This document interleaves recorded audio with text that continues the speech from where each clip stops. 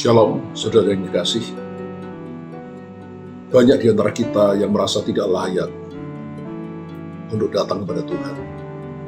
Sebetulnya kalau mau jujur, saudara, tidak ada seorang pun di antara kita yang layak untuk datang kepada Tuhan.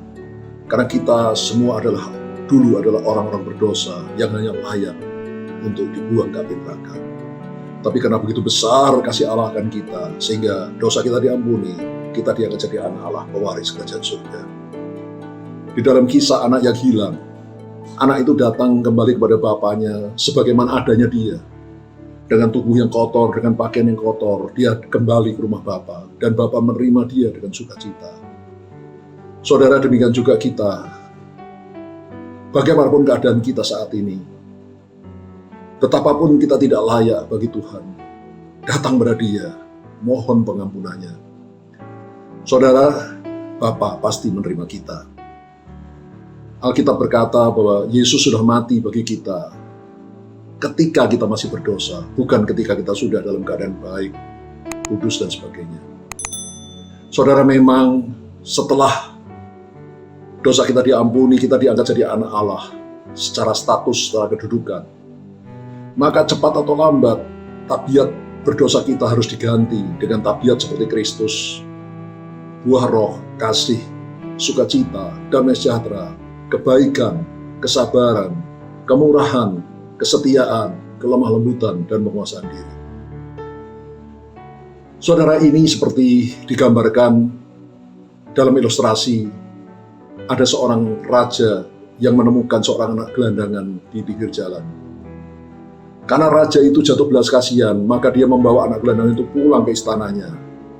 Dibersihkan, diberikan pakaian yang baik, dan diangkat menjadi anak raja. Sekalipun secara status anak gelandangan itu sudah menjadi anak raja, tapi kelakuannya masih belum sesuai dengan kelakuan anak raja. Contohnya, kalau dia makan, dia masih makan dengan tangan yang kotor, tidak mencuci tangan lebih dahulu dan sebagainya. Tapi sambil dia menjadi anak raja, maka raja mendidik dia untuk makin lama kelakuannya menjadi makin sesuai dengan kelakuan seorang anak raja. Saudara, dalam hidup ini, setelah menerima Yesus sebagai Tuhan Juru Selamat, memang kita harus bergumul melawan dosa. Kita harus menanggalkan dosa-dosa kita yang lama, tabiat kita yang berdosa, dan diganti dengan tabiat seperti Kristus. Dan itu tidak mudah, saudara. Penulis surat Ibrani menuliskan, dalam pergumulan kamu melawan dosa, kamu belum sampai mencucurkan darah. Artinya, pergumulan melawan dosa itu memang sangat berat, sangat sulit, saudara. Memerlukan perjuangan yang keras. Tetapi kabar baiknya, kita pasti menang. Saudara dan saya pasti menang dalam pergumulan itu. Kenapa? Karena saudara dan saya sudah ditentukan oleh Tuhan, sudah ditakdirkan untuk menjadi lebih daripada pemenang. Karena Kristus yang mengasihi kita dan yang rela mati bagi kita. Syaratnya, pastikan engkau terus menempel kepada Tuhan. Seperti ranting menempel pada pokoknya. Maka cepat atau lambat, ranting itu pasti akan berbuah lebat.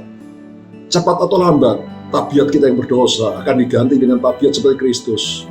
Dan hidup kita memuliakan Tuhan. Tuhan Yesus memberkati kita semua. Haleluya. Amin.